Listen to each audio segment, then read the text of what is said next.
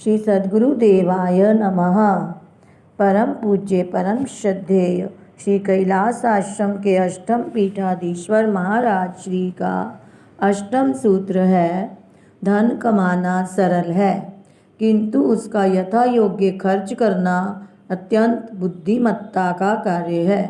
अतः कमाने से पहले खर्च करना सीखो। प्रतिज्ञा करो कि जो कुछ कमाओगे उसका दशमांश धर्मार्थ खर्चोगे। ऐसा करने से धन शुद्ध होकर परमार्थ का सहायक बन जाता है।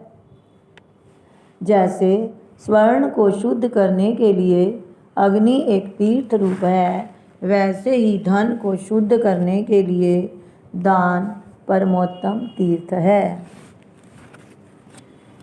महापुरुषों ने कहा है, धन की 3 गतियाँ होती हैं, दान, भोग तथा नाश।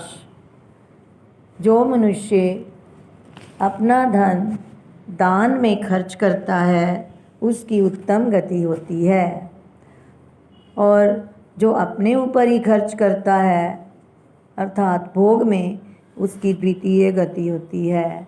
जो ना अपने पर खर्च करता है, ना श्रेष्ठ पात्र को दान देता है, सात्विक दान भी नहीं करता, उसके धन की निकृष्ट गति होती है।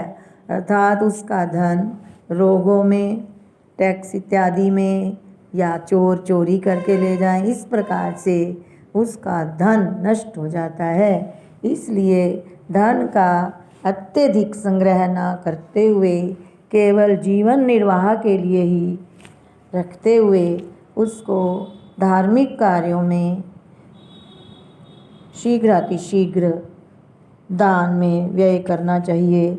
जहाँ भी आपको दिखे कि ये किसी गरीब बच्चे को पढ़ाई के लिए, किसी भूखे को भोजन के लिए, गौशाला इत्यादि में अर्थात सात्विक दान अवश्य में करना चाहिए, और फल की इच्छा ना करते हुए अपने धन को अवश्य में अच्छे कार्यों में लगाना चाहिए। यदि हम धन को खर्च नहीं करेंगे, केवल संग्रह करते जाएंगे, तो वह तो उस प्रकार है जैसे कोई जल एक ही नाली में पड़ा पड़ा अशुद्ध हो जाता है, गंदा हो जाता है, उसमें से दुर्गंध आने लगती है। इसलिए जल वही होता है स्वच्छ जो बहता जाए, इसी धन भी वही होता है जो सात्विक दान में लगाया जाए। इसलिए महाराज जी ने बहुत ही सुंदर सरल शब्दों में कहा है कि जो कुछ कमाओ उसका दशमांश धर्मार्थ में खर्च करो। ओम तत्सत।